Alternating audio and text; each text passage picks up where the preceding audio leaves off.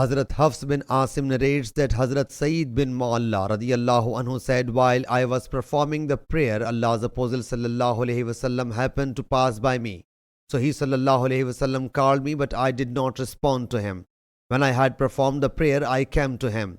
He sallallahu alaihi wasallam said, what detained you from coming to me? Whereas Allah says, O believers, respond to the calling of Allah and Apostle when the Apostle calls you. He sallallahu alaihi wasallam then said, shouldn't I tell you the most excellent chapter regarding reward or comprehensiveness of the Quran before I leave the mosque?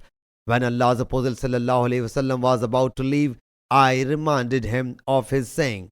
Hafs bin Asim heard the same hadith from Hazrat Sayyid bin Mu'alla, a man from the Prophet's companions. He sallallahu alaihi wasallam told him that was the chapter Al-Fatah, that is also called 7 oft repeated verses. Sahih Bukhari, Hadith number 4647.